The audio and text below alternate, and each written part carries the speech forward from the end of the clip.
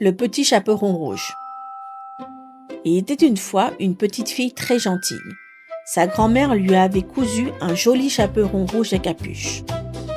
Elle le portait tous les jours, été comme hiver. Tout le monde l'appelait le petit chaperon rouge. Un matin, sa maman lui dit « Ta grand-mère est malade. Apporte-lui ces 2 petites brioches et un petit pot de miel. » Prends ton panier, ma douce enfant, va chez grand-mère file en chantant.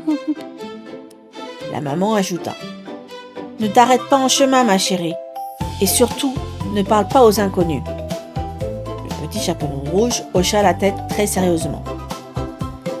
Oui, maman, je serai prudente, le vent me guide, la forêt chante.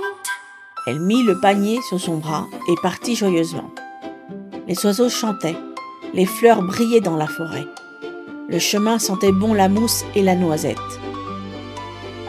Soudain, un grand loup gris sortit d'un buisson. « Bonjour, petite fille. Où vas-tu si tôt ?» demanda-t-il.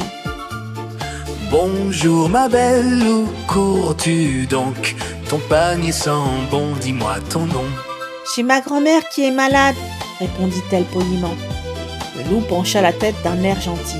« Et où habite-t-elle, ta grand-mère ?»« Tout au bout du chemin, dans la maison blanche. » Le loup fit semblant de réfléchir. « Et si on faisait une course ?» dit-il d'un grand sourire. « D'accord, » répondit le chaperon rouge amusé. Mais elle s'arrêta souvent pour cueillir des fleurs. Le loup, lui, courait, à toutes pattes entre les arbres. Et en quelques minutes, il aperçut la maison blanche. Le loup frappa doucement à la porte. « C'est moi, ta petite fille !» dit-il d'une voix fine. « Entre, mon trésor !» répondit la grand-mère. Le loup sauta dans la chambre et ouvrit grand la bouche. Il avala la grand-mère tout entière, sans mâcher. Puis il enfila sa coiffe et se glissa dans le lit. Un peu plus tard, le chaperon rouge arriva en chantonnant. Elle frappa à la porte. « C'est moi, grand-mère !»« Entre, mon enfant !»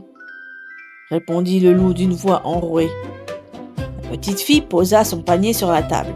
« J'ai apporté 2 petites brioches et un petit pot de miel. » Puis elle s'assit près du lit pour discuter. « Grand-mère, que vous avez de grands bras ?»« C'est pour mieux t'embrasser, mon enfant, » répondit le loup. « Et ces grandes oreilles ?»« C'est pour mieux t'écouter, ma chérie. » Le petit chaperon rouge s'approcha un peu plus près. « Et ces grands yeux ?»« C'est pour mieux te voir. » La petite fille fronça les sourcils. Quelque chose n'allait pas. « Et ces grandes dents, grand-mère ?» murmura-t-elle. Le loup bondit du lit, en rugissant. « C'est pour mieux te manger !» Le petit chaperon rouge cria de toutes ses forces. Un chasseur passait par là, son fusil sur l'épaule. Il entendit les cris et entra d'un coup d'épaule. Le loup dormait profondément, repu et ronflant. Le chasseur le tira doucement dehors et le coucha sous un arbre. Puis, à la lumière du jour, il délivra la grand-mère et la fillette du ventre du loup. Tous 2 étaient saines et sauves, un peu étourdis, mais ravis. Pour que le loup ne fasse plus jamais de mal, le chasseur plaça quelques pierres dans son ventre. Quand le loup se réveilla, il voulut courir, mais tomba lourdement. Depuis ce jour, le petit chaperon rouge écoute toujours sa maman et ne parle plus aux inconnus et rentre avant la nuit tombée.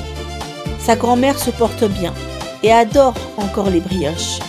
Et le loup, on dit qu'il a quitté la forêt pour de bon.